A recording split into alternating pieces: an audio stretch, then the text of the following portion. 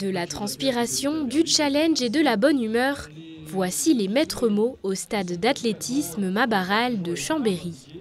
Si le rythme cardiaque des coureurs a dû bien augmenter, leurs qualités de cœur se sont également faites ressentir, car ce mercredi, ils étaient motivés par une cause solidaire, le handisport. Chacun est donc venu avec un objectif de tour de piste bien différent. Moi 30, un collègue 32 là en vert, et puis le reste ça doit tourner autour d'une vingtaine je pense. On est de garde à la caserne de Chambéry et comme tous les matins on a une séance de sport et il se trouvait que ça tombait le jour où il y avait le handisport et la course pour Savoie handisport. Donc du coup on a décidé de participer à l'événement. On a eu de la chance de ne pas être sonné par les interventions, donc on a pu faire le nombre de tours qu'on voulait. On a réussi à se tirer un petit peu la bourre avec les collègues. 23 km. Et mon record perso sur le handisport, c'est 67 km sur la journée. Quand je suis là, je suis bien.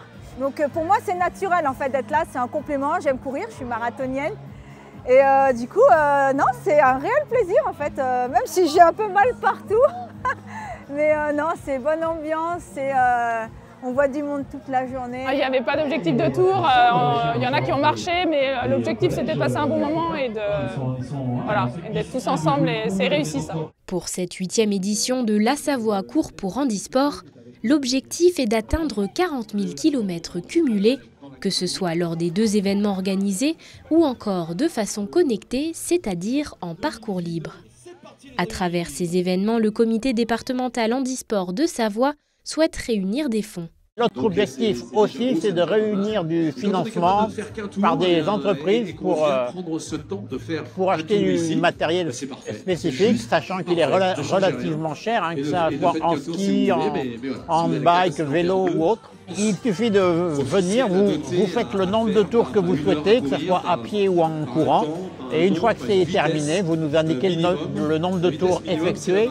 Au centre de la piste, différents stands sont présents pour sensibiliser et informer sur le handicap.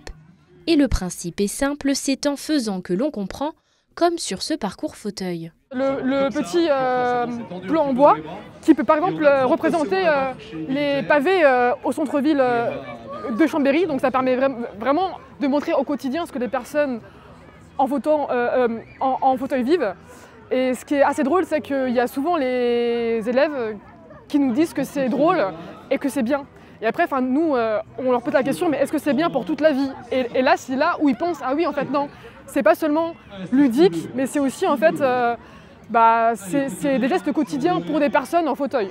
Une seconde journée comme celle-ci est organisée le mercredi 25 septembre au stade olympique d'Albertville, date à laquelle seront révélés le total des kilomètres effectués.